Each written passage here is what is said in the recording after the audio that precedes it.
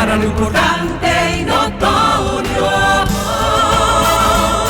Un paneo sin recreo, un paneo sin abucheo, un paneo en su apogeo. Paneo, paneo, paneo.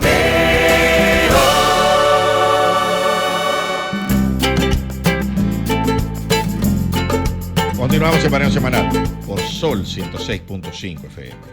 También en YouTube, nuestro canal Paneo Semanal, y en el canal de Sol 106.5. Y en nuestras redes sociales, Paneo Semanal. Estamos aquí con nuestro hermano, José Enrique del Monte, el tocayo de mi hijo. Señores, esa tesis, esa obra de la arquitectura como discurso es tan valiosa. Habría que hacer como tres tomos para cada aspecto. Me ha tocado verla, estuve ahí durante la sustentación y tiene tantos aspectos interesantes que no han sido contemplados en todo el tiempo. Nosotros que pasamos por una escuela de arquitectura, que vemos elementos que los historiadores destacan, pero hay elementos en esa obra que no habían sido identificados o que no habían sido contemplados y que le tomó mucho tiempo a José Enrique, documento por documento en el Archivo General de la Nación, encontrar ese tipo de cosas. José Enrique, ¿qué tuviste en ese proceso de investigación que pudiera ser interesante para los oyentes? ¿Cuáles eran los elementos? Recuerdo que había un tema con uno de los discursos que nadie había hablado de eso, de Trujillo, en la preparación de documentos inéditos de Trujillo, que tú puedas mencionar aquí en el programa. No, bueno, hay mucho, o sea, muchísimas cosas que fuimos armando, porque estaban ahí, pero estaban como desarticulados en base a lo que yo llamo el discurso del poder, ¿no? El lenguaje del poder y el discurso, ¿no? Lo primero es que generaron un mito. Trujillo fue un mito. O sea, la figura de Trujillo, y lo dice Andrés L. Mateo, lo analizó muy bien en su tesis del mito en la era de Trujillo, donde él establece que la base urbana de la ciudad, la reconstrucción de Santo Domingo, por el paso del ciclón de San Zenón, le sirvió a Trujillo para consolidar toda la justificación de lo que debía ser la dictadura. Es decir, todo lo que estamos haciendo, porque nosotros encontramos el país destruido moralmente, los pilares, destruido financieramente y destruido físicamente. El storytelling posicionó la narrativa. Exacto, lo posicionó. Es fortuito, pero lo aprovechó, pero al máximo. Pero ese recurso se usa mucho ahora, ¿eh? Pero, claro, aquí no servía nada. No servía nada. El adanismo. O sea, sí, Adán, claro, o sea, claro. Entonces, él lo creó, y tú dirías, bueno, pero eso lo usó al principio. No, pero todavía cuando él se candidateaba, cuando lo mataron, él iba a ser candidato a la presidencia en las elecciones del 62, 63, ya estaban hablando de la necesidad de que Trujillo volviera a ser presidente. Se hablara lo mismo, que él encontró la ciudad destruida por un huracán y la llevó a la ciudad más moderna de América y todo eso. O sea, eso fue un discurso muy, muy utilizado.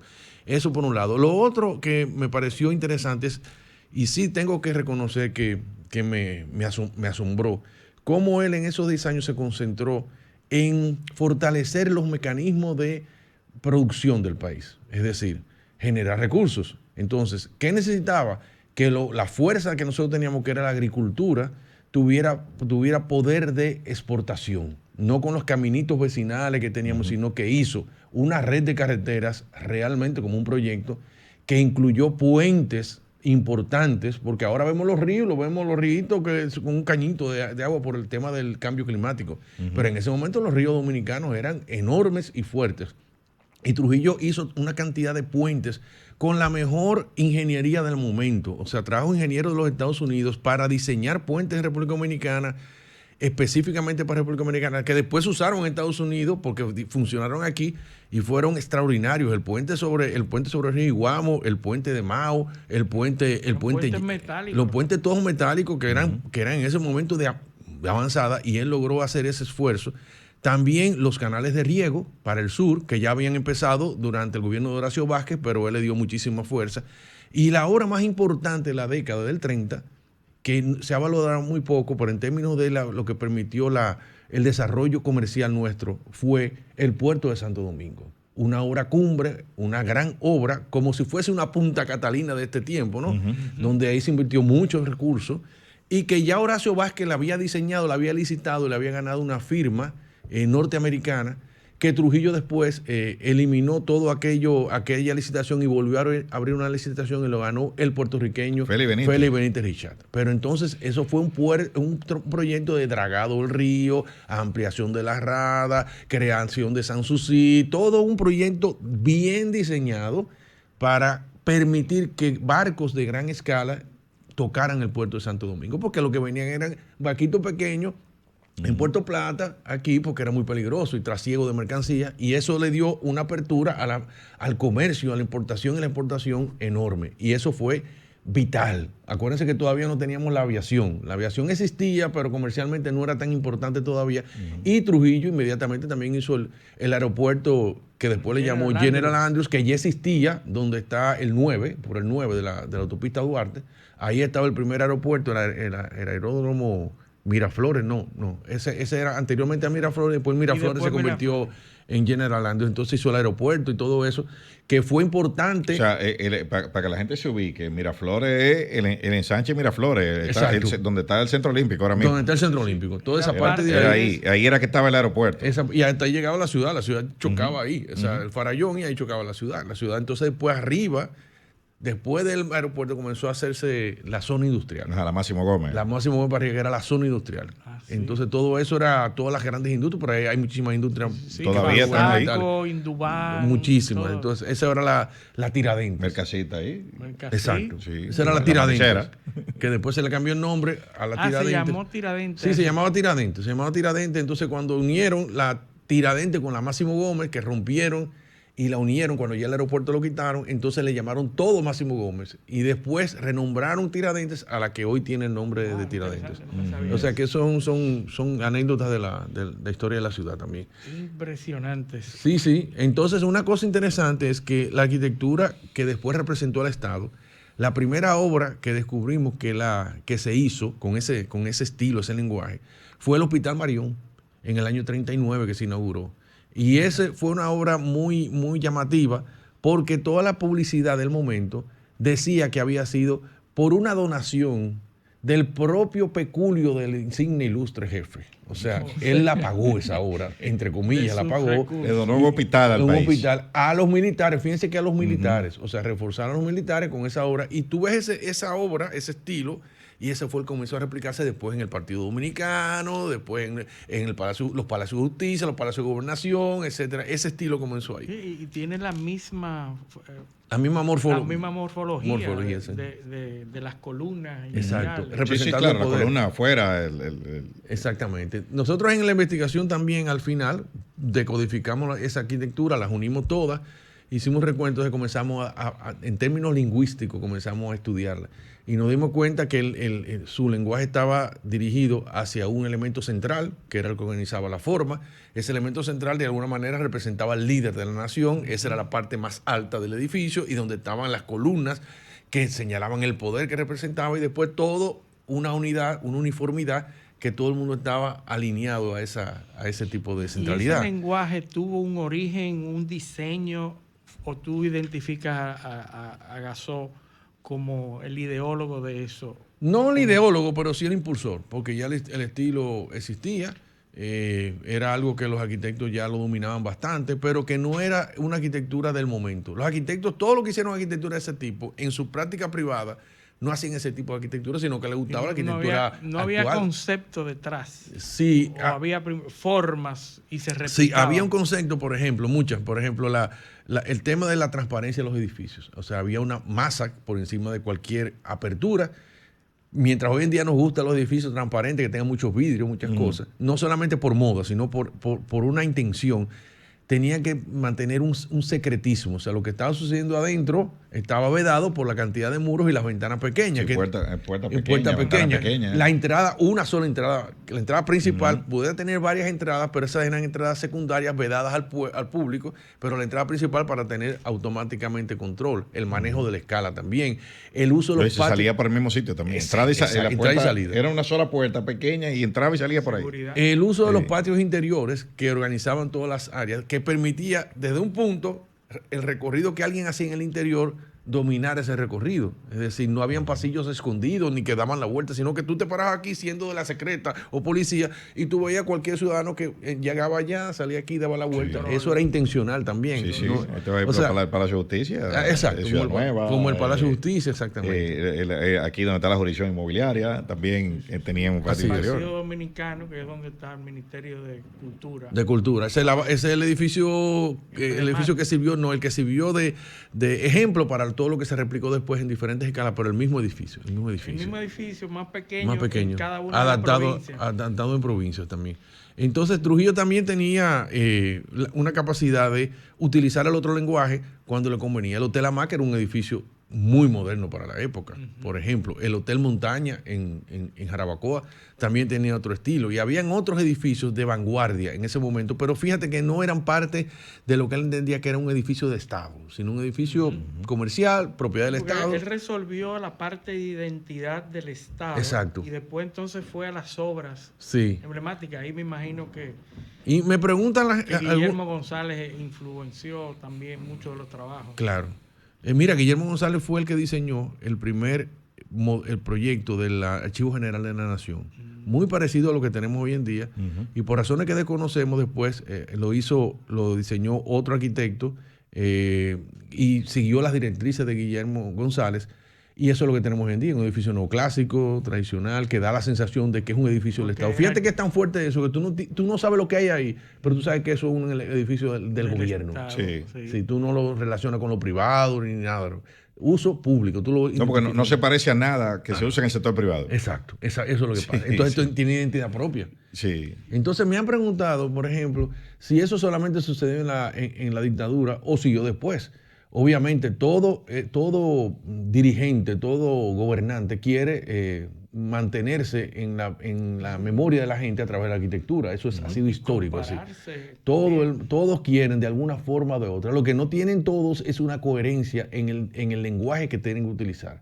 Porque utilizan la arquitectura como una construcción, como un resultado, no como un concepto, que era lo que tenía la dictadura.